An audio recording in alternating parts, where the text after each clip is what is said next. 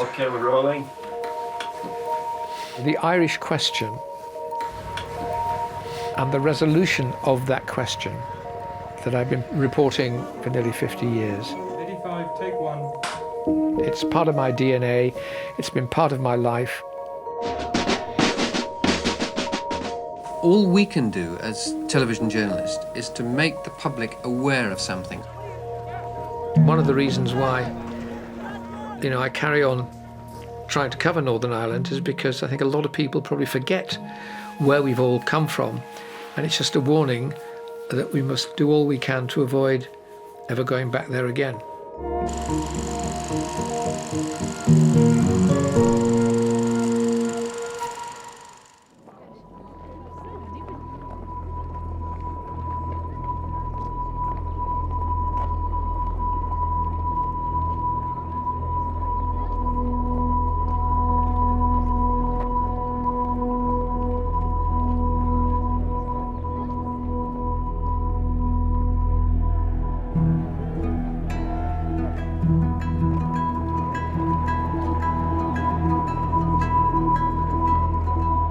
Everybody was in good form, everybody was laughing.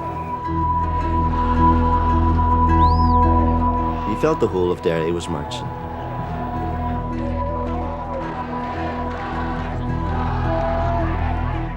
The previous Sunday had been a confrontation between the parachute regiment and protesters against internment, so it was clear there was likely to be trouble.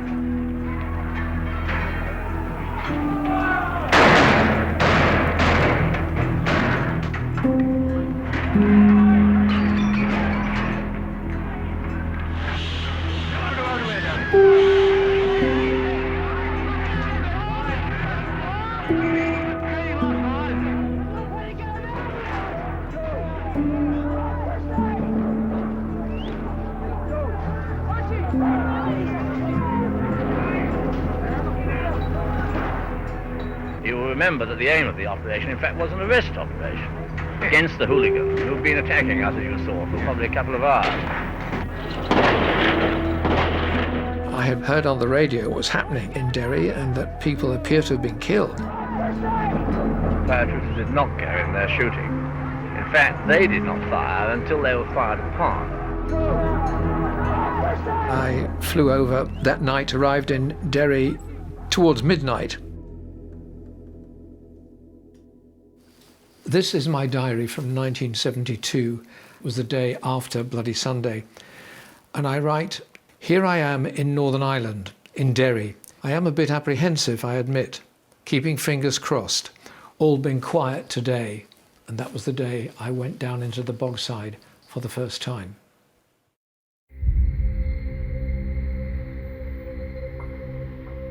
It was clear that 13 people had been shot dead, and it appeared to have been shot dead by members of the parachute regiment.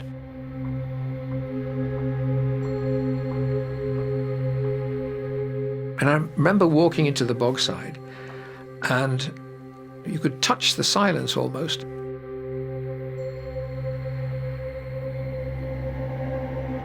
And there were pools of blood where those who'd been shot had fallen and died. And already there were flowers by the pools of blood. But this was here in Derry, in a corner of the United Kingdom. And I remember feeling guilty on two counts. First of all, that my soldiers, me being a Brit, appeared to have shot dead 13 innocent civil rights marchers. Never having been to Derry before, not knowing where Derry was, I also felt guilty that I didn't know what was going on. And there and then, I decided I'd better find out what it was all about. Derry, straight one, take one, Mr. Chapman. What did you see happen? The civil march itself proceeded down William Street in quite an orderly fashion, I thought. At about 4 o'clock, I saw 7 Saracen armoured cars fanning out over the west area. The troops immediately got out of their armoured cars, followed by about 100 paratroopers, and they immediately got down into firing positions and fired indiscriminately into the fleeing crowd who were running past my house. All the shooting was done by the army, every bit of it, no doubt whatsoever at all. These are not just allegations, These are not allegations, these are actual statements of fact. The facts are we were fired at first, and we retaliated in the only way which was possible to us, which was to return fire. The army officers making the statements to say that they were fired on by snipers is a complete fabrication, nothing else.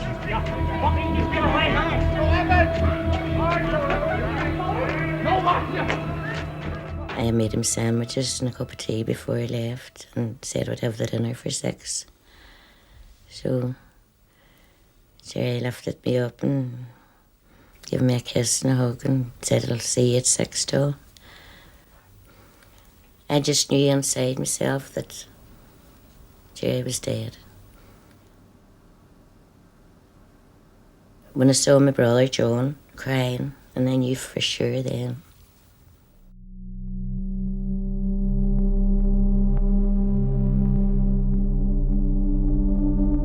I wanted to find out what the IRA's account was, and I was directed to commanding officer of the Derry Brigade of the IRA on that particular day, on Bloody Sunday. 6. Is he there? 6, take 1. I think he was probably as nervous, if not more nervous than I was. This is the first time the interview has ever been broadcast. What part did the IRA play in Sunday's incidents? On Sunday's incidents that played the part of taking all weapons from the area, cancelling all operations to let the civil rights have a peaceful demonstration. We didn't want any trouble at all during this march. How has Sunday affected the strength of the IRA in Derry? Have you got many more recruits? I would say if we had the facilities, we could recruit the majority of the Bog side.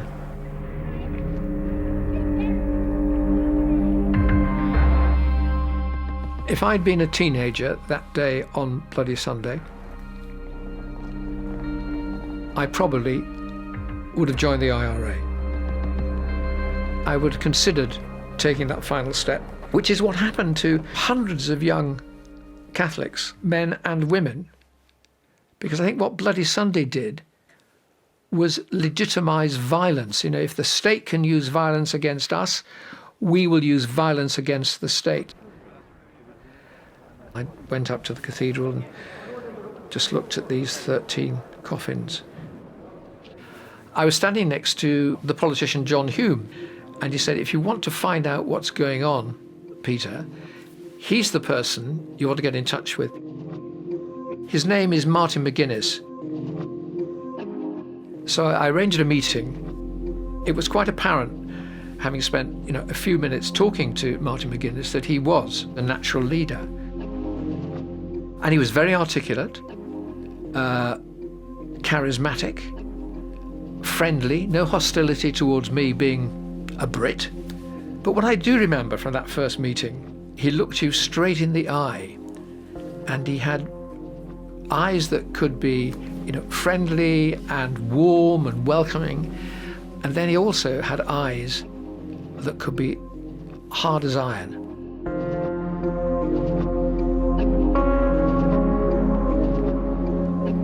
I interviewed him in the Bogside many, many years later about joining the IRA, when he joined, why he joined, which he talked about almost as if it were yesterday.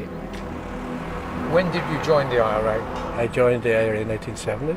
Did your mother know that you joined the IRA? No, not initially. She didn't know. You didn't tell her? She later found. Oh no, I absolutely didn't tell her. Didn't tell either of my parents. I think that it was a moment in time, and she was obviously annoyed at the prospect that all of our lives were changing, and maybe mine's more dramatically than anybody else's. I've always believed that Martin McGuinness came to be the single most important IRA leader, military leader on the island of Ireland. He was charming, he was ruthless, but in the end he was somebody I came to admire, as did many of his fiercest critics, because of the journey he'd made from war to peace. Deputy First Minister, Your Majesty. If anyone had said in 1972, Martin McGuinness, leader of the IRA in Derry, that he was going to go on to become Deputy First Minister, and then he was going to meet the Queen, and then he was going to go to Windsor Castle and dine with the Queen, who would have believed it? Queen Elizabeth has many reasons not to meet with me. I have many reasons not to meet with her. But as Deputy First Minister, I thought it was important to take the opportunity to, through her, reach out the hand of friendship to the Unionist people of the North. 1972, that crucial year that really defined the evolution of the Troubles, was the bloodiest year of the conflict. Ready! Make sure the safety catch is applied and the sights are up. All soldiers on patrol are moving targets. I remember going on patrol with some of these young soldiers. They are nervous, they want to stay alive. Most spot checks carried out on these patrols are negative. They seldom produce results.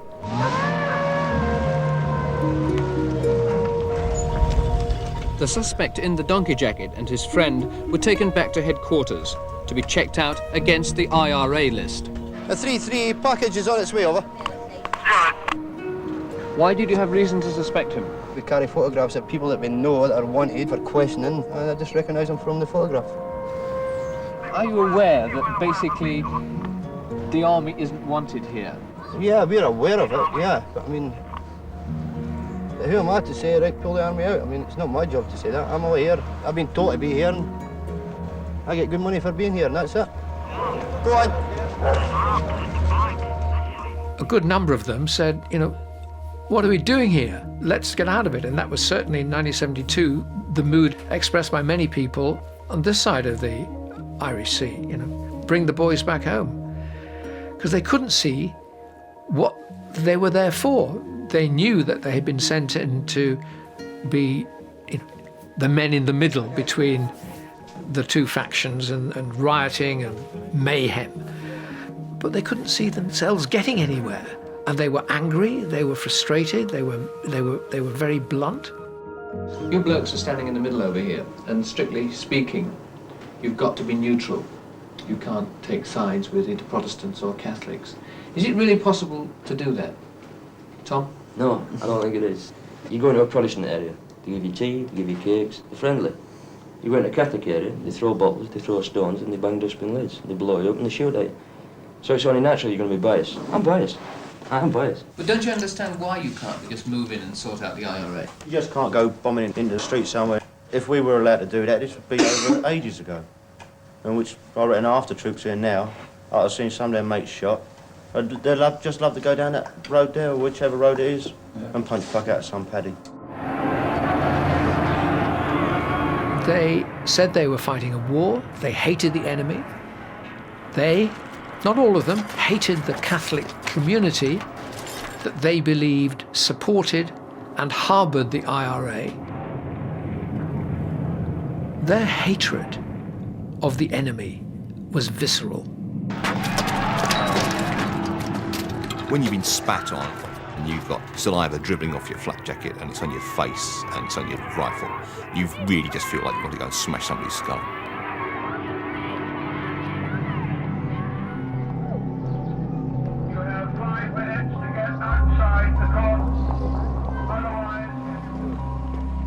The way we conducted our operations those days certainly encouraged those who wouldn't previously have committed themselves to support the IRA, and indeed would have, in fact, strengthened the way, it would have strengthened, in fact, the support that the IRA got in their local communities, certainly. If you are still on the streets, you will be liable to arrest.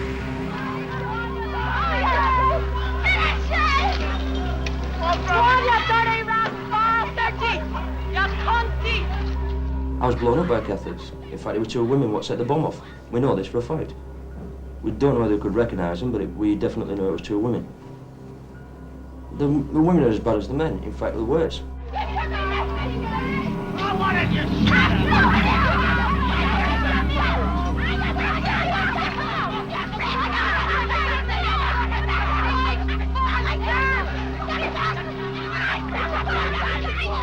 Is it possible to defeat the provisional IRA militarily?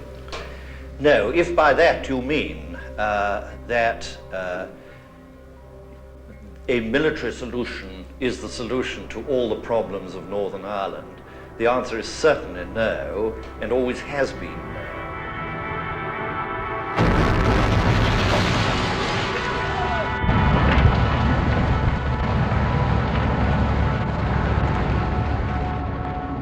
They haven't beaten the IRA, that they're not going to beat the IRA, that the only way to establish peace in Ireland is to sit down and talk to the leadership of the IRA. After Bloody Sunday, the government decided that they need to explore the possibility of talking to the IRA to try and end the conflict. This is 1972. And the person who drove the dialogue with the IRA was this remarkable MI6 officer, Frank Steele. And I tracked down Frank Steele many, many years later and discovered that sadly he was terminally ill. Wait a minute, when it's shining red, what does that mean? It means it's recording. Recording. Yeah, and I told him what I was doing and what I was trying to find out. He gave an insight into talking to, meeting and communicating with the IRA with a view to trying to get a ceasefire. And the IRA delegation consisted of Dave O'Connell, he was Army Counsel, Sean McStuffing, who was Chief of Staff, Southern IRA. And then from the north, we had Seamus Toomey, commander of the Belfast Brigade, very tough, Ivor Bell, very tough, and Jerry Adams. And from Derry, we had the young Martin McGuinness. All were IRA? Yes. Not Sinn Féin, but IRA. All of them? Yes. Including Martin McGuinness? Oh, yes. Including Jerry Adams? All of them. Despite this categoric statement by the IRA's Chief of Staff at the time, Sean McStearfen, Jerry Adams has always insisted that he was never a member of the IRA.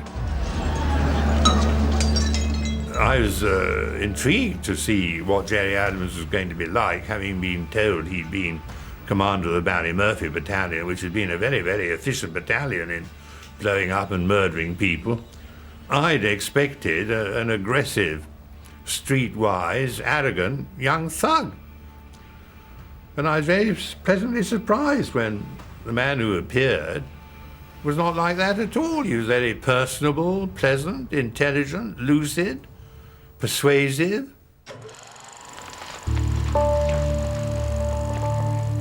I could see that the IRA ceasefire was coming under increasing pressure. In areas of Belfast, sectarian tensions were rising. This is the bottom end of Lenadoon Avenue. 2 weeks ago, this street and many others round it were fully occupied by about 250 Protestant families. Then all of a sudden, many of them decided to get up and go and move out. All over Belfast, Protestants and Catholics living on mixed estates are moving back into their own areas because of growing intimidation. It was quite clear to me that the IRA was behind the protest and was behind the march. And I stood and I watched the army standing in the middle. With them went 2 lorries loaded with the furniture and belongings of families who wanted to move into one of the empty houses. The moment I saw the lorry coming down the hill, I just knew the ceasefire was over. Rubber first. Rubber first. Rubber bullets were fired and the fighting started. We started filming the confrontation from the Loyalist side. It was not a clever idea.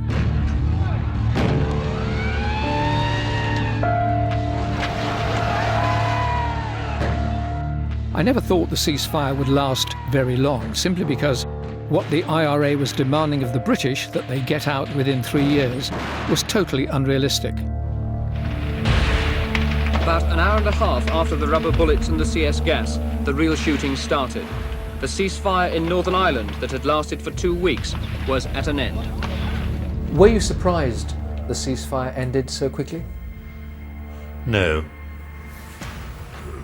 Nothing was going to come out of the talks which would meet the IRA demands made at those talks. Well, I was determined that that the IRA would not think that we were so desperate for a ceasefire that we'd agree to anything. And when O'Connell said, well, the ceasefire is breaking down, I said, well, it's a pity that it is breaking down, and hope to see you sometime.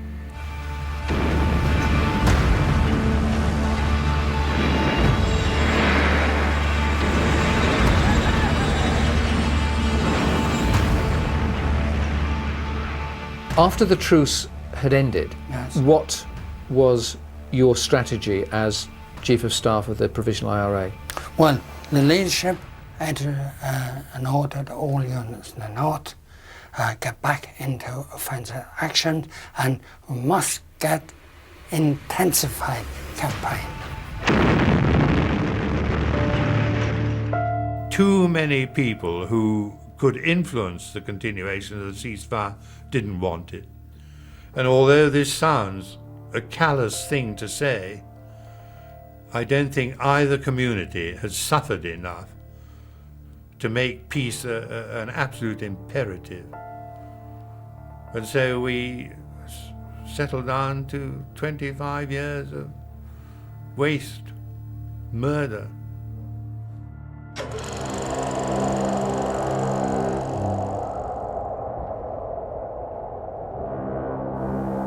Last week in Belfast saw the worst outbreak of IRA terror against Protestants during the present Troubles.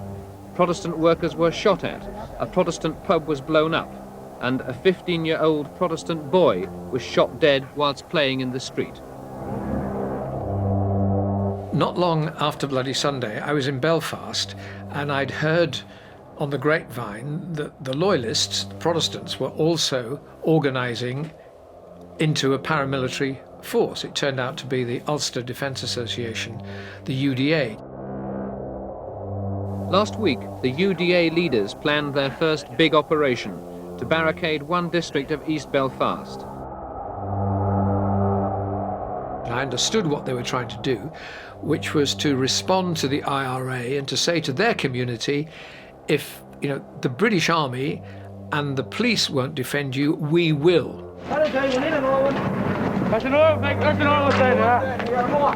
Their policy is to create a Protestant no-go area every weekend for 5 weeks as a protest against the Catholic no-go areas in Londonderry. This is the actual area to be blocked off. It's here, here, here. I met somebody called Ernie Elliott, and he said you should be in Belfast because you'll see something that will surprise you and you might like to film. For 24 hours, the Protestant area of Willowfield was to be no-go to the police and the British Army. No warning was given, and the barricades were up in 15 minutes. I never dreamt at that particular time some of these people that I was with, or their successors, were responsible for carrying out some of the most heinous sectarian killings of the whole of the Troubles. Blocking roads completely. We can't get ambulances down, we can't get fire engines down, we can't get anything down. That's too forward. All right? Yes. So you'll have to move it back so we can get through. But it'd be much easier if these lads moved them themselves. It'd be much easier for everybody. It's the sort of thing that really, it just makes a nonsense out of being a soldier in Belfast. Have you any idea who these people are? No, I don't. You frightened? No, I'm not indeed. I'm glad to see them round here. Why? Because I am. I think it's about time our one started to do something. Don't you think that this is the kind of thing that can make the situation much worse than it already is? It can't be any worse than what it is. It's now just after 1:30, and you've just been having a chat with the army. What did they say? There are to be no-go areas in Belfast. Ought you not to take down these barricades? We have had a peaceful demonstration here, but still want to send the troops against us when the while they let the IRA run Derry.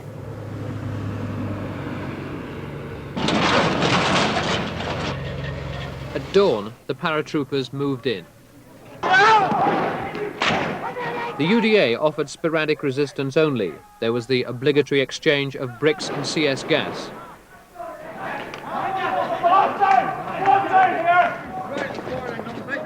I got to bed 6 o'clock, 7 o'clock in the morning. When I finally woke up, I wondered if I'd been dreaming. Get it! Did I really see dozens, if not hundreds of men dressed in combat gear taking over an area in a British city in the middle of the night and then tempting the army to come in? Just didn't seem real. Then I heard, shortly afterwards, that Ernie Elliott, who had been my guide into the UDA, he was found in a cardboard box in the boot of a car, and his face had been blown away with a shotgun. One of many killed by his own side. He was the first person I knew who was actually killed in the conflict, and it was a shock.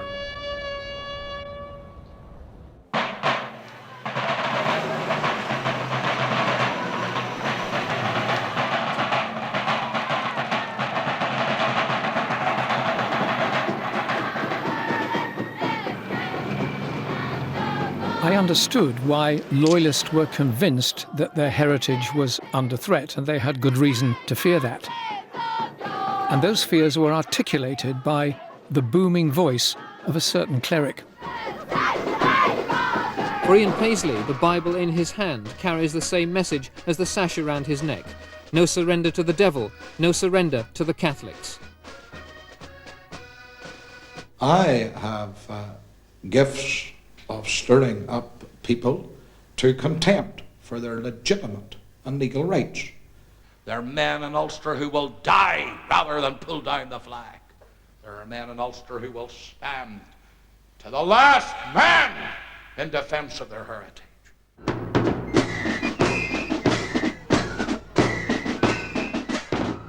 I didn't admire Paisley or sympathise with Paisley, but I understood what he stood for. He was the bulwark of loyalism. Isn't this exactly what you and your people want, this kind of scene? Just a minute, don't you be putting words into my mouth. I have made my statement. I have made my protest. I was totally in order. And let me tell you this. Go down and photograph the bayonets of the British Army. 1,000 army men. And if that, sir, is the sort of thing you think you'll get democracy in Northern Ireland, get you back to England. But I subsequently got to know him better and got to see the other side of Ian Paisley. Have you any ice cream? I think I'd better have an ice cream. Which was the side that his supporters, members of his church that he'd founded, saw. You haven't chocolate ones, have Yes, you? Good. Good to see you, Peter. What about you fellas? You like an ice cream? That's very kind of you. There's 4 of you. Right, give me 6. He was funny, he was charming, Good. he was irresistible. Don't say I never bought you anything, Peter. What do I owe you, Dr. Bates? You owe me nothing. You owe me nothing. Thank you very much. Ladies, you're well. Have you had your votes in yet? Oh, yes. Good. Although he would deny it, and I asked him about this, and he does deny it, he was partly responsible for the climate in which the loyalist paramilitaries did what they did. Isn't what you preach the gospel of hate? Why, for example, does the Protestant Telegraph, the newspaper which is sold after your services, say such scurrilous things about Roman Catholics as individuals? This one actually says, did you know that the papist population of Glengormley has jumped from 3,200 in 1969 to approximately 8,000 this year? Well, I mean, that may be a fact, but I don't edit the Protestant. But isn't that playing on the fears of your readers? The fears of the people who listen to the kind of things that you're saying? No, I don't think so. I spent a lot of time in Northern Ireland talking to victims on all sides.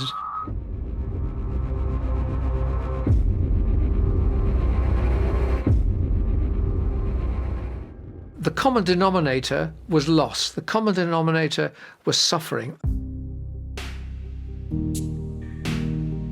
I went to a little town right on the border called Strabane. The IRA was based just across the river that marked the border.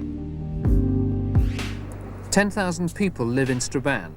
For a place its size, it suffered more than any other community in Northern Ireland. This week, the Provisional IRA extended their bombing campaign to many country towns. The damage they have suffered is nothing compared to the Blitz of Strabane. 200 bombs in 5 years have reduced the town centre to rubble. Strabane was a wonderful town. What's it like now? Totally changed. When an explosion goes off, you can see fear in the people.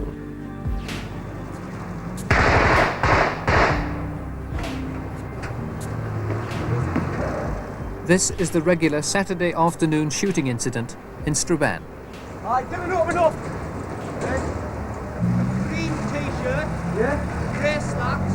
About 16 years old, and he's got an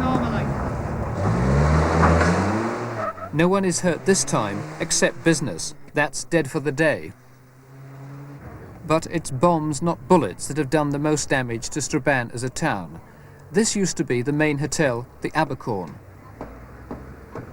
And this used to be Strabane's biggest building, the town hall. 3 weeks ago, a bread van was hijacked and parked here in Strabane's main street.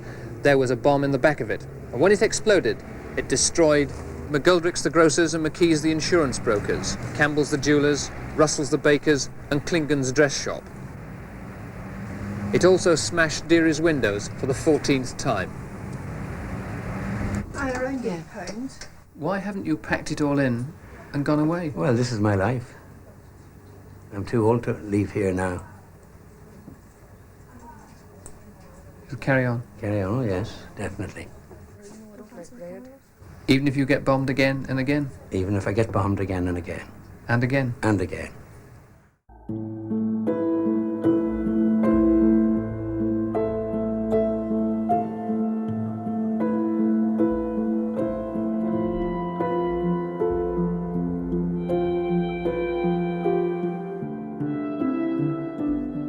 I was going down to the shop and I never had any experience of bomb scares or anything like that, you know.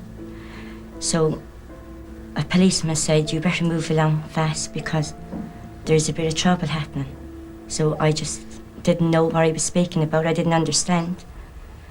And I just moved along as quickly as I could, and the next explosion just happened. And Alan was just killed outright in the pram. I didn't get any compensation because she said that the child was of no value. He was only 6 months and he was of no value. The fact I didn't live in Northern Ireland and therefore didn't go through what people who lived there did go through did make a difference. There was a distance that enabled me to cope at various stages with events that were really quite difficult to cope with. But whatever the distance, you can never separate yourself from the memories of those you've met, events that you've seen and been a part of and reported. They're always with you and they never go away. So far, almost 1,000 people have died in the troubles of Northern Ireland, and there'll be more. If that's a figure that you find difficult to grasp, and if your patience sometimes wears a little thin with the constant stream of bad news from Northern Ireland, remember the human cost. Remember Strabane.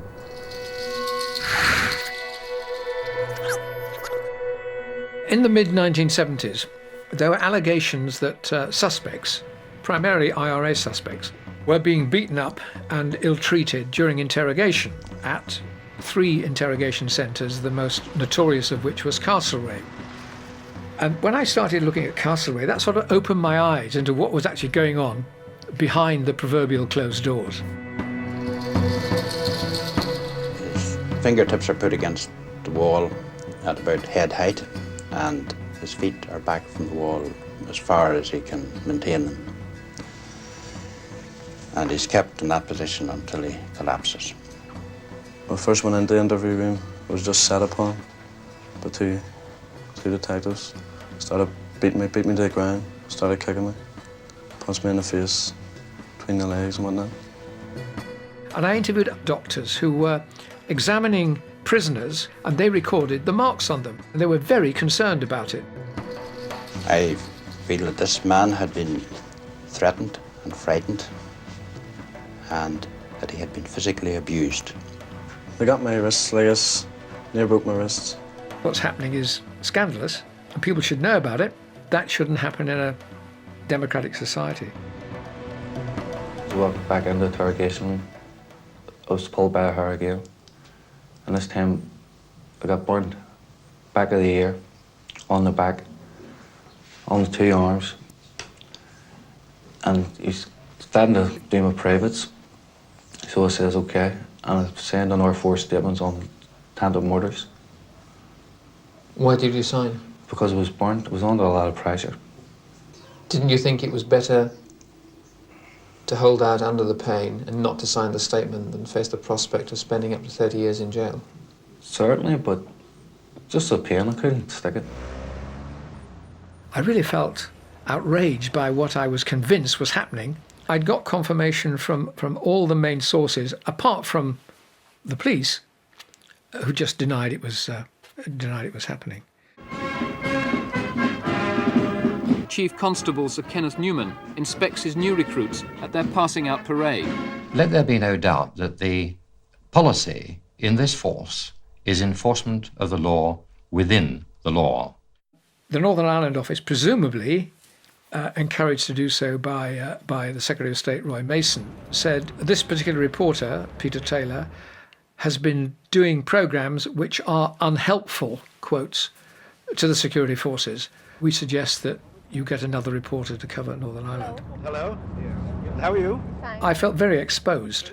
It makes you think, wait a minute, have I got this right? And you conclude, yes. And that started my concentration on a different but absolutely critical area of Northern Ireland, which was security policy. These are the H-blocks, so called because of their shape.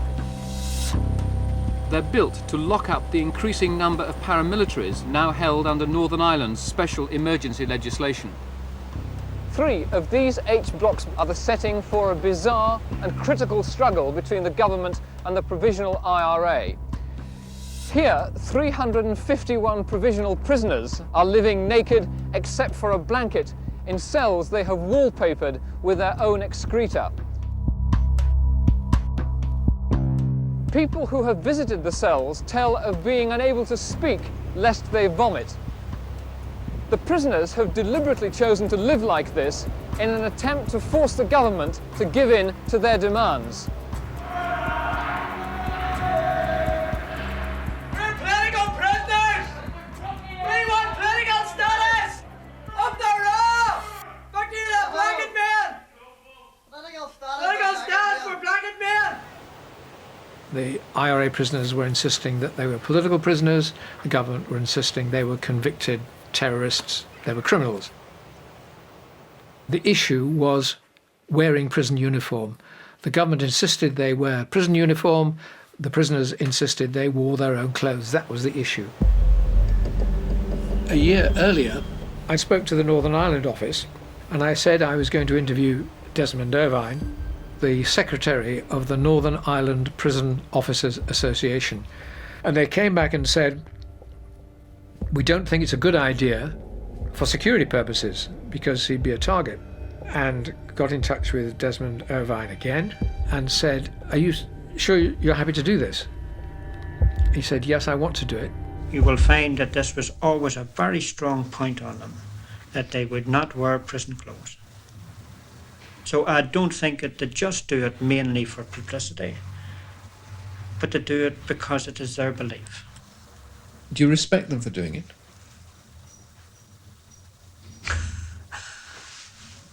I suppose one could say that a person who believes sincerely in what he is doing and is prepared to suffer for it, that there must be a certain measure of respect which you give to him. It was a remarkable thing for a loyalist Protestant prison officer, any prison officer, to say, A fortnight after that, I got the dreadful news that Desmond Irvine had been shot dead by the IRA. And I just felt sick. And then I got a phone call from a print journalist in Belfast when I was at home and said, "How do you feel to have blood on your hands?" I felt I was implicated indirectly in the murder of somebody. And I went to his funeral and remember walking to the graveyard, a long walk, and I remember being in tears. It was a turning point for me. Maybe I should stop covering Northern Ireland. Then decided I ought to carry on and wanted to carry on. I think there was a terrible inevitability about the IRA prison protests, that it was building to the hunger strike. And once you're into that, you know there is going to be a dreadful, dreadful conclusion. There is no such thing as political murder, political bombing, or political violence. There is only criminal murder, criminal bombing, and criminal violence. We will not compromise on this. There will be no political status. Around 8 o'clock this morning, 7 men in H blocks 3, 4, and 5 refused their normal choice of breakfast. The 7 said it had been their own decision and that the hunger strike would be to the death. To both sides, the issue at stake is one of principle. The principle being the political legitimacy of the war the IRA sees itself waging. That's the real reason for the conflict here in the H blocks. It is perfectly clear that there are enough votes in this constituency to elect Bobby Sands. My son's offered his life for better conditions in prison, but not to cause further death outside. That's all I can say. How is he today? He's dying. The critical moment of Bobby Sands's hunger strike was when he stood for election to Westminster. I declare that Bobby Sands has been duly elected to serve as a member for the third constituency.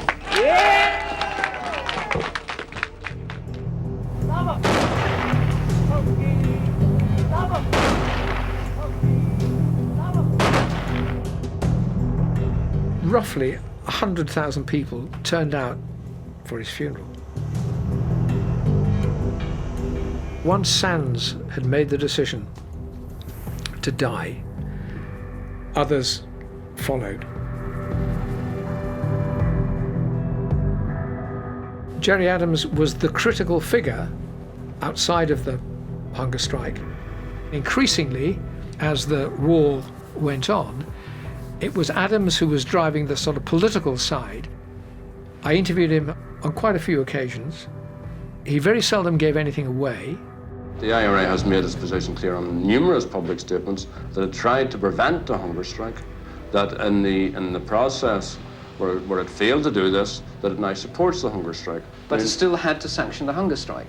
No, I mean, the IRA didn't, I believe. It had to give the okay for the hunger strike. It had to admit that it could find no other way of resolving the problem, and, I mean... Which is sanctioning the hunger strike. We are morally, strategically, and tactically opposed to the hunger strike. The hunger strike situation was created out of an intensity of a prison protest over which no one on the outside could have control. Looking back now, I do feel differently. I'm not convinced that, he was running the hunger strike at all. I think the hunger strikers were running the hunger strike. The hunger strike has brought violence back to the streets in a way not seen since the early 70s. In an attempt to control the riots, they fired plastic bullets. Plastic bullets have killed 7 people since Bobby Sands died. The last was a member of the Irish National Liberation Army, the INLA, who lived in Derry. He was the last one to die after 9 others had died, and I went to his funeral and again went to his wake. Masked men standing on a guard over his coffin. He was lying there. And I'd actually met, I think, certainly one of the so-called Guard of Honour, who I think was all of about 18.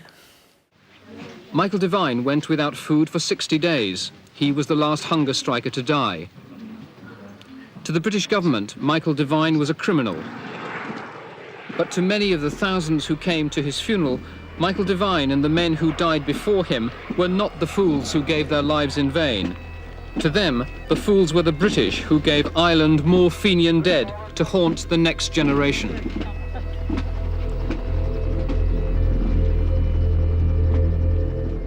Bobby Sands martyred himself for the cause.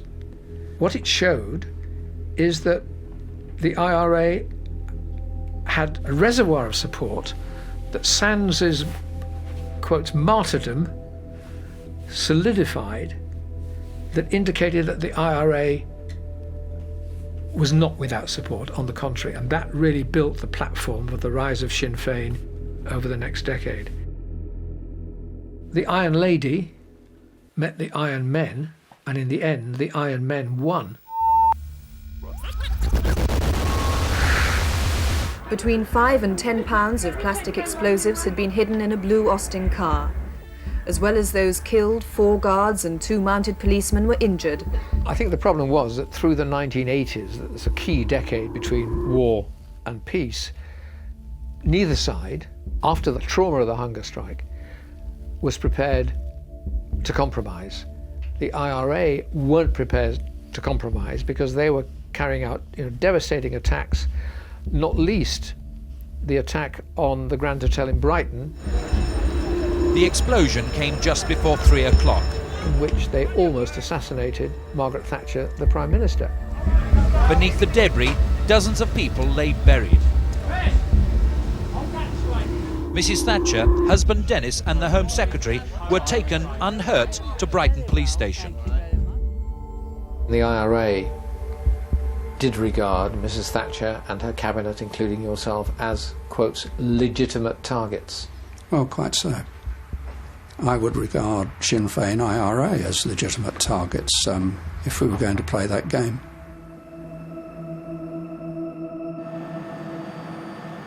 You talk to anybody, any combatant, be it a soldier, a police officer, an IRA person, a loyalist, and they all agree it's a war. I hadn't realised until much later that it was a secret war, and it was this secret war that did most damage to the enemy.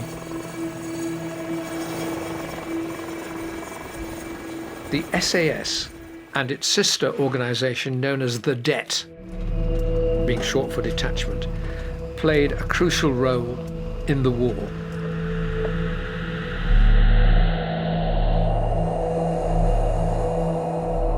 It was extremely difficult to interview members of the Det.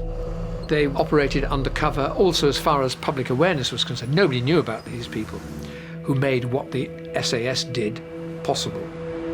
These were remarkable young men and women who merged with Republican communities, spied on them, and would provide the intelligence that would enable the SAS to mount an operation against a specific target. A woman can get away with so much, it's unbelievable. We would walk around and I've stood next to the main players and I've listened to them. I've stood there with my shopping bag, as did the other women, and we've listened to them, we've walked past them, and they've never batted an eye. They'd never realised that they were so sort of close to a surveillance operator. Using a large lens, we could look into this character's house. We would watch him morning, noon, night. We could see what he was actually doing, even in pitch black, what he's having for breakfast, whether his children ready for school. Did you monitor IRA suspects on the other side of the border? Yes, we did. One particular one, yes, which we were watching him for some 2 years. What did the technology enable British intelligence to do? Effectively, I think, to bring the IRA to a standstill where it could move very, very little. Not saying defeat the IRA, but certainly effectively to stop it. Contain them? To contain it, yeah. Yeah.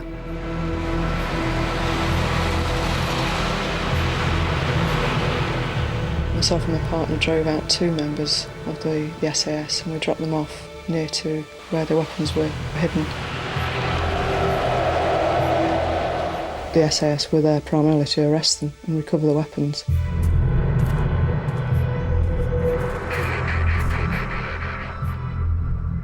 What did you hear?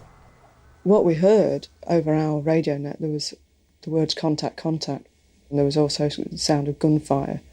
And what happened to the 2 IRA men? They were killed. Weapons were recovered. Did the SAS give a warning, which is the key question to ask, to which the answer was always from the det, yes. Now, whether warnings were given, I don't know. Some may have been more questionable than others.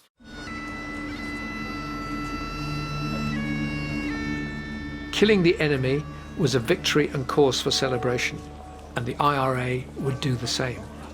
And the SAS and the det celebrated at the killing of their IRA enemy.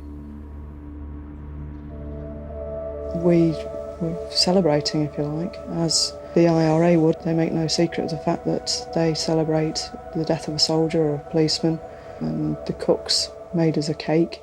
A cake? Yeah, after the shooting occurred, if a terrorist was killed, there was a cake made with their name on it, part of a celebration, with RIP on it. The saying is, live by the sword and die by the sword.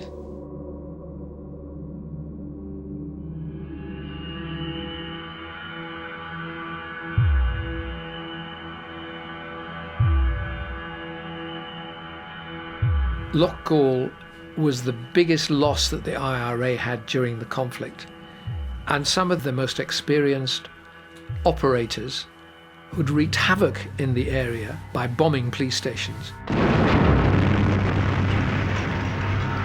were shot dead by the SAS. They got the intelligence, I'm reliably informed, from a source who had been turned within the IRA active service unit.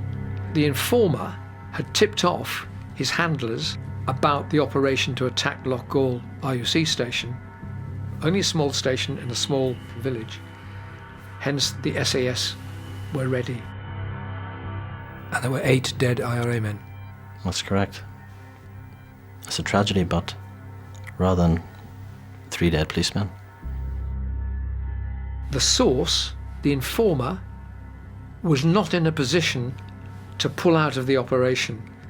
So the source had no option other than to go ahead in the operation, and he was shot dead by the SAS. You don't expect senior British civil servants who were in Northern Ireland at the time, or responsible for Northern Ireland in London, to celebrate the killing of the enemy. But 1 or 2 of them did. They said, basically, we gave as good as we got. My personal first reaction was really one of some satisfaction that we had won one, as it were, in this continual conflict, that it was a victory for the forces of law and order. I hope it sent a message that the British government was resolute and was going to fight them. What Loughgall said to the IRA is the Brits are going to do to you, without apology, what you are doing to us. But the SAS had also shot dead an innocent person, a passerby who was caught up in the operation. It wasn't the first time that the SAS made a dreadful mistake. The experience of one of the several families that really had a lasting effect on me was the family, the Catholic family, of 16-year-old John Boyle. He stumbled upon an alms cache in a graveyard. Tells his father. His father then rings the Royal Ulster Constabulary and says, my son has just found this alms cache and we just thought we'd let you know. And for a Catholic in a nationalist and Republican area to do that was really quite something. The following day, John Boyle goes back to the graveyard, out of interest, just goes to see if the alms cache is still there. The SAS are lying in wait for somebody to come and collect the arms, and they assume that John Boyle is an IRA man, and he's shot dead.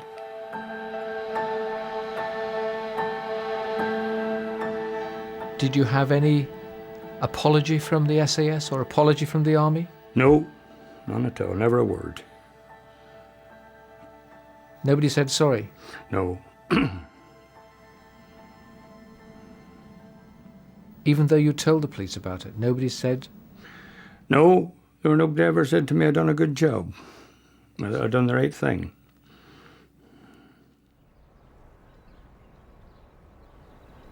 What was your view of the SAS? Well, it would have been easy to have arrested John. I didn't do it. And I didn't think much about them at the time, but as time went on and you watched what was happening around, the SAS didn't arrest very many. It's a tragic story. The father, Con Boyle, died recently without an apology having been given. It's a small thing, but it's the least that should happen when these tragedies take place. It's the least the family deserves. I was surprised and shocked at the apparent indifference of government to the loss of an innocent life. But I was even more shocked when I discovered that undercover the army had been actively helping loyalists assassinate their Republican enemies. That's when the secret war became the dirty war. Did you target Republicans? Yes. Did you try and kill Republicans? Yes. How were you able to target Republicans in the way that you did? Security forces information. Which branches of the security forces? All branches. RUC, Army, UDR. You're saying that the Army, the RUC and the UDR and the police assisted you in the targeting and killing of Republicans? And targeting? Well, I was getting documents day and daily. I was getting that many documents that I didn't know where to put them. What sort of documents? Montages and intelligence reports. Photos? Photos. What colour socks Republicans was wearing, what colour jumpers were they wearing, what sort of cars they drove, where they lived in different homes, which they regarded as safe houses. Could the UFF have done what it did without that degree of help from inside the security forces? No. When we look at the secret war, a key part of it was the recruitment of agents and informers from within the ranks of the loyalist paramilitaries and the IRA. There were times when I was quite nervous working in Northern Ireland. One particular time when I was investigating the recruitment and use of agents and informers and how the IRA treated them, and it showed them no mercy. 3 bodies were found in the early 1990s on lonely lanes in South Armagh.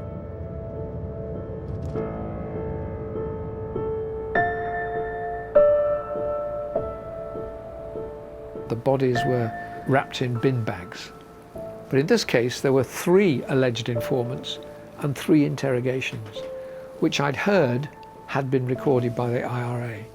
And I wanted to get hold of the confessions to see how genuine they felt, and if they really were confessions, genuine confessions. And I began a long process that started with my being picked up in the middle of the night, across the border, put in the back of a car, covered with a blanket, and then driven in the dead of night to a cottage in the middle of South Armagh, where there were 3 or 4 masked IRA men with AK-47s. I'm Gregory Barnes, 33 years of age. I started working for British intelligence in 1979 or 1980. And what I'll never forget is that the beginning of the confessions, the recording, begin with the tapping of a metal pan with a spoon. And that was the sign to begin the interrogation. My name was Johnny Dignam from Portadown. I told them names of local members of the IRA, what I was involved with. It was, chilling to say the least. The name was Aidan Stars. Put in all the names of all the volunteers as a wheeler. I had little doubt that they were working for British intelligence, and they ended up dead with bullets in the back of their heads, wrapped up in bin bags. That's the way the IRA treated informers. Well, I mean, if Republican activists who know what the repercussions are for going over to the other side, in fact go over to the other side, then they, more than anyone else, are totally and absolutely aware of what the penalty for doing that is. Death. Death, certainly.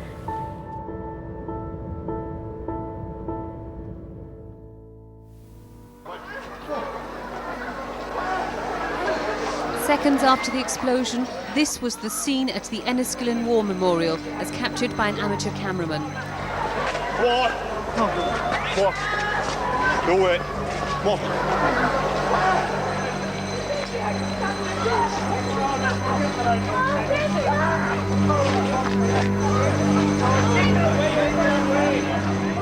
By now, I was beginning to sense that all sides were growing weary of a conflict that showed absolutely no sign of ending.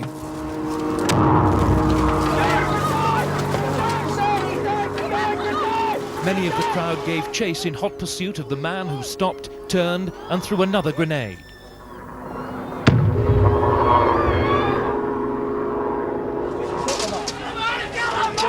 Two soldiers were shot dead today at an IRA funeral in Belfast.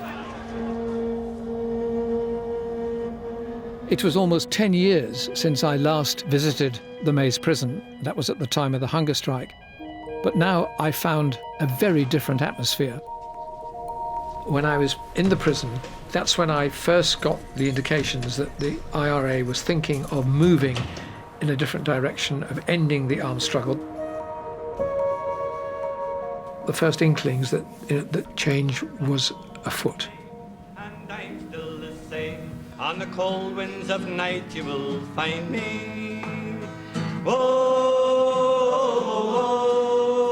and I wish I was back home in Derry. You regard yourselves as political prisoners. Do you regard loyalists as the same? Yeah. The loyalists are in jail because of the political conflict in the 6 counties. So therefore they are in essence the same as us. To resolve that conflict at some stage, do you have to talk to them? They have peace in Ireland. Then all parties involved in the conflict will have to be part of it. I think the only way it's going to end is there is going to be a compromise. Does that solution involve those IRA prisoners on the other side of this wing? It would have to involve everybody.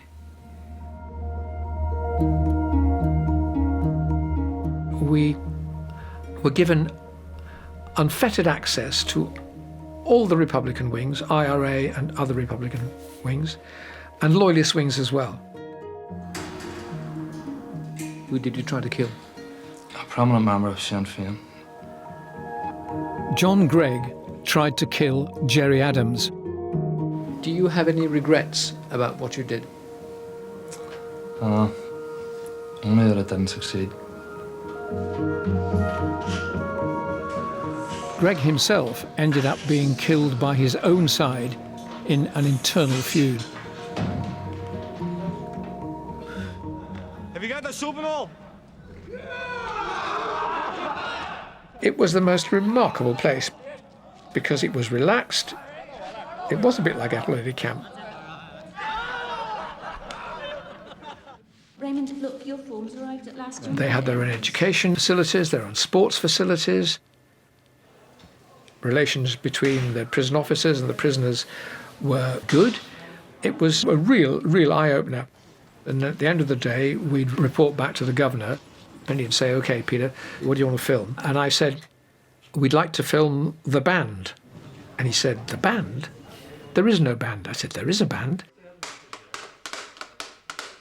And the band were using homemade drums, homemade uniforms, and they're planning to march down the wing to mark the anniversary of the Battle of the Boyne. He said they can't do it. And I said, well, you better tell them that, Governor, because I'm not going to tell them.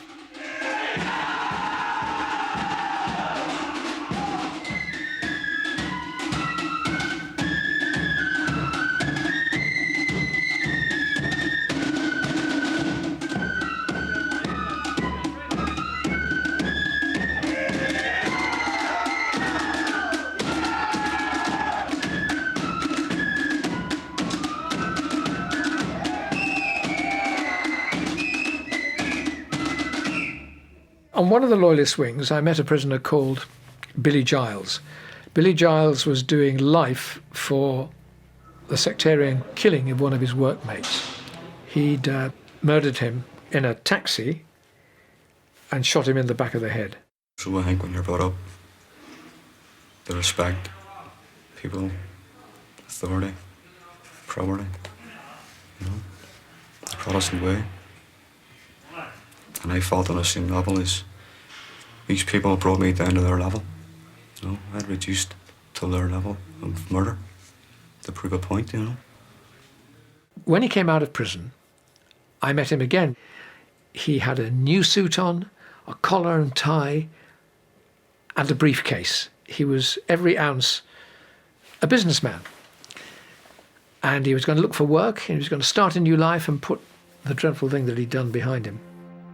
When it happened, it felt to me that somebody had reached down inside me, put their hand down and through my head and just ripped inside of me. And I was empty. I felt empty. You hear a bang, it's too late. You hear the bang and that's it. It's too late then. You've went somewhere you've never been before and it's not a very nice place. And you can't stop it. It's too late then. Did you ever come back from that place? No. No. Never felt a whole person again. See, I lost something that day. Don't think I'll ever get back. And then I suddenly heard that Billy had committed suicide. He'd studied hard, got his degree, couldn't find a job. Nobody wanted to know about him as an ex-prisoner. So he decided to end his life. And his mother was devastated. I remember her saying to me, I don't fear death, I'm actually looking forward to it because when I die, I'll see Billy again. Desperately sad story. The soldiers' bus was only 9 miles from its destination in Omagh when the IRA bomb planted at the By the end of the 1980s, the British government realised that they were not going to beat the IRA. There was no military victory to be obtained. By the same token, the IRA recognised they were not going to defeat the Brits, drive them out of Northern Ireland and push them into the sea. So there had to be a compromise. There was effectively a military stalemate. Can the IRA be defeated militarily? In no way can or will the Provisional IRA ever be defeated militarily. The IRA are fighting for political objectives, clear-cut political objectives, and for a political solution. There had to be some kind of compromise if there was going to be peace. And that compromise had to involve dialogue between the British government and the IRA. the early 1990s. There were secret communications between the British government and with Martin McGuinness and the IRA's Army Council. And this person was simply referred to as the mountain climber. Michael Oakley was a recently retired MI6 officer whom I subsequently discovered had spent many, many years working in Northern Ireland. In Northern Ireland, I ought perhaps to try to concentrate on seeing whether my particular skills and background could enable me to find a way to influence the leadership of the IRA, or to make some kind of contact through which they could be influenced. I had established what you might think of as a hollow bamboo pipe between me and somebody significant on the Republican side. If one sort of blew down it gently, the person at the end could feel the pressure and blow back. So I went to my boss and said, look, I've done this. I haven't said anything down it, and in any case, it's quite a nice pipe.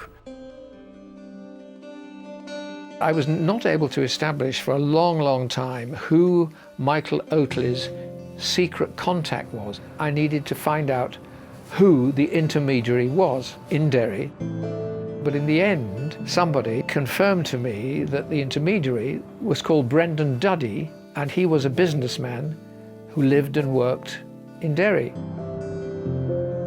And I'd got a number for Brendan Duddy's business and nervously rang this number. And the person on the end of the line said, Brendan Duddy speaking. And I said, my name's Peter Taylor. And he said, I've been waiting to hear from you. I met him that evening. I remember sitting there and he was pouring copious glasses of whiskey. And he just told me this unbelievable story. I would have said to Michael Oakley, what is on the agenda? And Michael would always say, an end to violence, and we can then discuss the various areas. Did Michael Oakley need you? Totally, absolutely. Michael was a very ambitious MI6 officer. Did you need Michael Oakley? Absolutely. Because I could talk on a political level to Oakley and he to me. Michael Oakley and Brendan Duddy were involved for 20 years in putting together the mechanism of the peace process.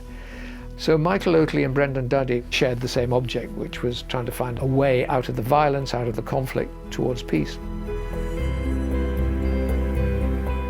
If the conflict was to end, there had to be dialogue, there had to be a compromise. It's the prerequisite of making peace out of war in this kind of conflict. Michael Oakley had no authority for taking this initiative because the cast iron rule was, no British official or minister can meet the IRA without there being a ceasefire. Martin McGuinness agreed to meet me in Northern Ireland. How did Martin McGuinness strike you? Well, I hadn't met him before, and I was very considerably impressed by his firmness of manner. I thought he was obviously an intelligent interlocutor. It's rather like talking to a middle-ranking British Army officer of one of the tougher regiments like the Paras or the SAS. I'm sitting listening to this, right?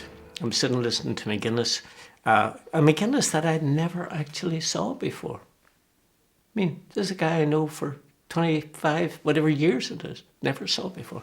And I'm watching McGuinness emerging. It was in 1993 that the government finally received a message that broadly reflected IRA thinking.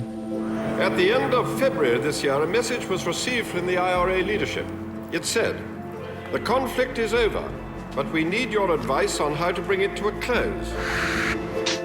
I thought that peace would never come because the years leading up to it were extremely difficult and extremely bloody. To the centre of Warrington. IRA bombs murdered 2 children and injured dozens. The loyalist group, the Ulster Volunteer Force, walked into the Heights bar and sprayed it with gunfire. The early evening explosion timed for maximum impact as thousands of office workers headed home.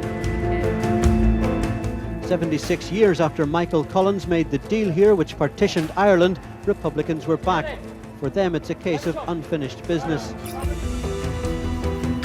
If I hadn't met Adams and McGuinness, if I hadn't been able to sit in front of them and see them and feel what type of people they were and where they're coming from, if I hadn't been able to have that personal engagement, I don't think we could ever have put this together.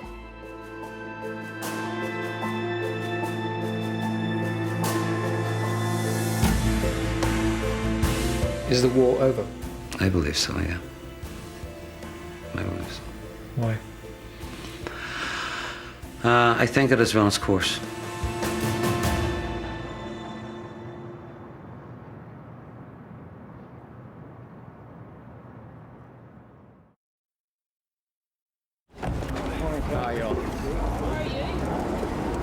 We're here to do a job of work, you know. Good morning, Prime Minister. Good morning, David. Right, back to Stormont, because outside, the Prime Minister, Tony Blair, is delivering a statement. Let's hear what he has to say. It's a beginning. I mean, this is the beginning of a process of change where people can work together in ways that they didn't before.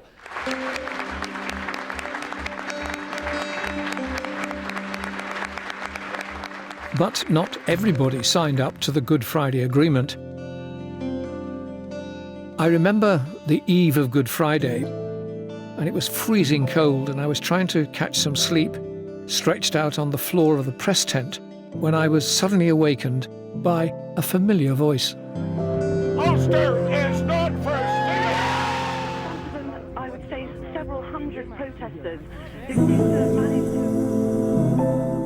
Dr. Paisley assumed, quite rightly, that I supported the Good Friday Agreement. Remember, he actually attacked me and said, the problem with you, Peter Taylor, you were once a young firebrand, and your problem is you've become establishment, just like everybody else.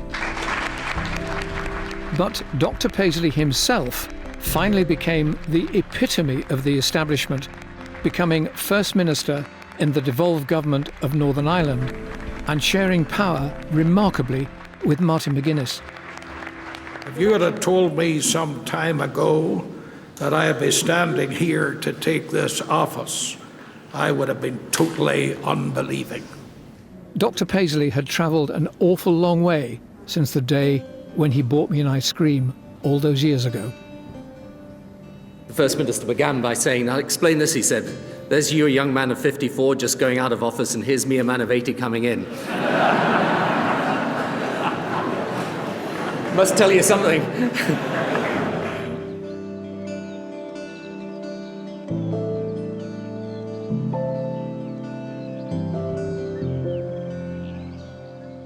Why did you do it? Why did you spend all those years?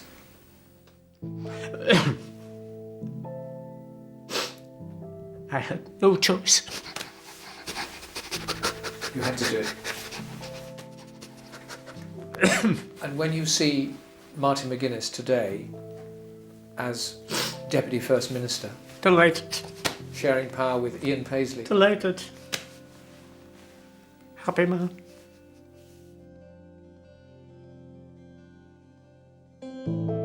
in the end, people wanted peace. And that peace that is there today is not perfect, but it's certainly better than what we all went through for all those awful, bloody, desperate years. We don't want that to return.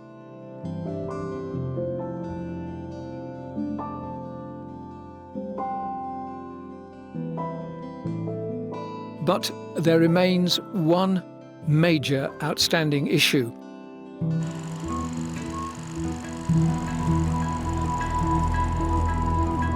The question is, how do we deal with the past?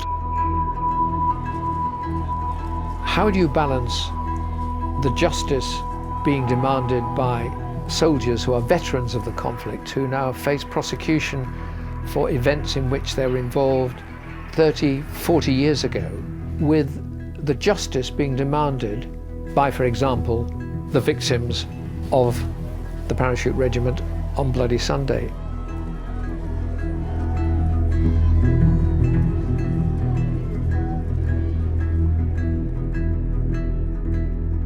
I just knew inside myself that Jerry was dead.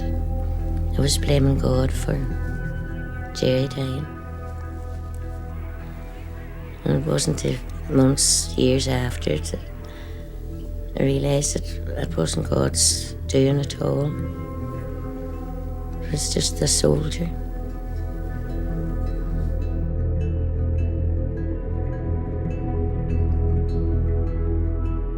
I got permission from the MOD and the parachute regiment to talk to the paras who'd been there, and I wanted to know what had happened, what their version was.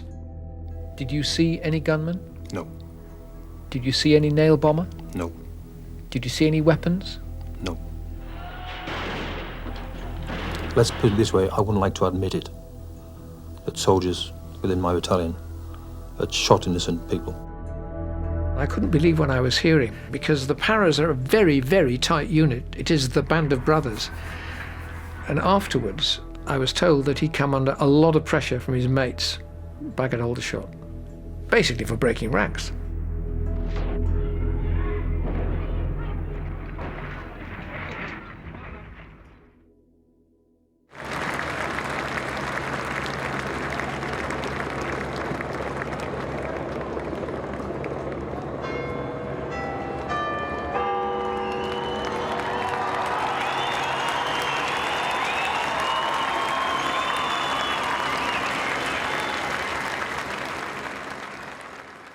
What happened on Bloody Sunday was both unjustified and unjustifiable, and he finds that many of the soldiers, and I quote, knowingly put forward false accounts in order to seek to justify their firing.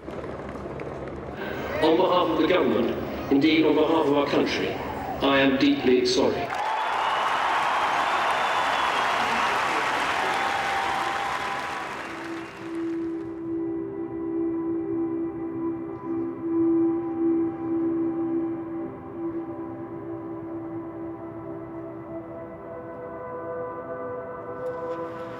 Michael Kelly, Kevin McElhinney, Hugh Gilmore. I went back again to Derry recently to revisit Bloody Sunday, given the imminence of possible prosecutions. William McKinney, James Ray, Jared McKinney.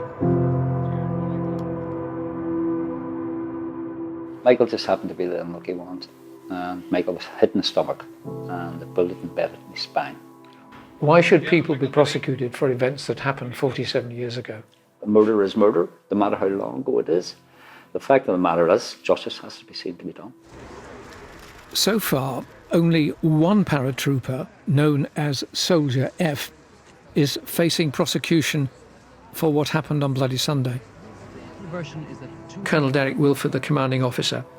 He was a soldier with a brilliant future behind him. That I hesitate to call anyone liars, but the facts are we were fired at. Derek Wilford said his men were involved in a war. If his men were going to be prosecuted, he wanted to stand by them. Should your soldiers be prosecuted? No, they should not. But I don't believe, in fact, that they were capable of that sort of indiscriminate shooting and killing.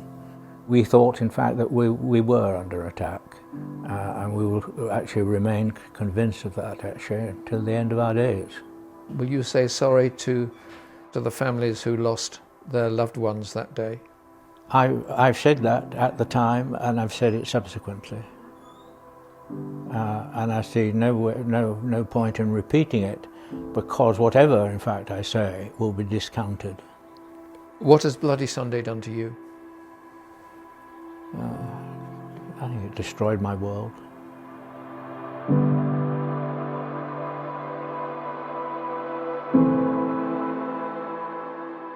I've forgiven them all now. It took me a while, but I did forgive them. Could you forgive the soldier who was responsible for the death of your father? I forgave a long time ago. A long, long time ago.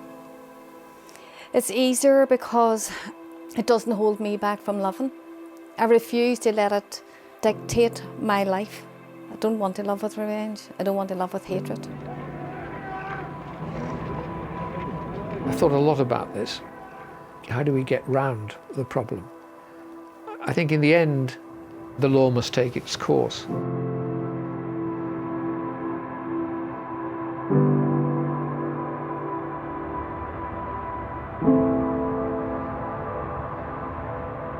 The underlying problem of the Irish conflict has always been partition, out of which the state of Northern Ireland was created. Until that problem is addressed, I think there will still be conflict.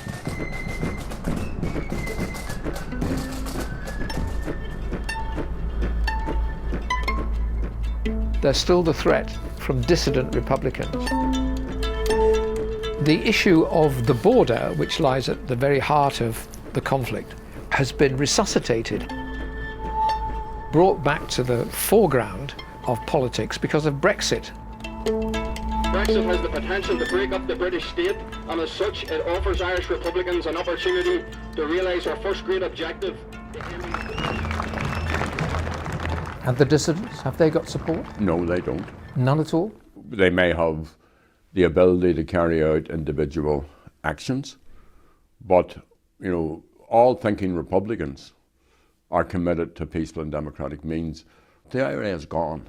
Some of the leaders of one of the largest dissident organisations are your former comrades. What would you say to them? Go away.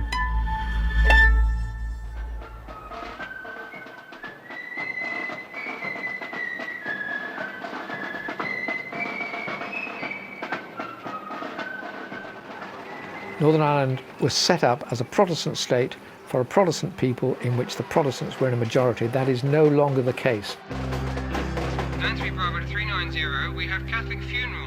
There's always been a sort of certain inevitability about the end of the road being a united Ireland. But the thing is, it will only happen if Unionists are party to it. I think in the long tunnel of history, United Ireland is perhaps more likely than not. Why am I still covering Northern Ireland after all these years? Because I want to. I don't want to pack up my tent and leave after, invested most of my working life as a journalist in Northern Ireland.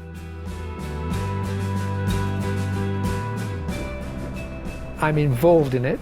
I know what the people of Northern Ireland have been through. I want to see it ended, and I would like to be there when and if it does end. Why haven't I retired? It's a simple answer, because the conflict is not yet over.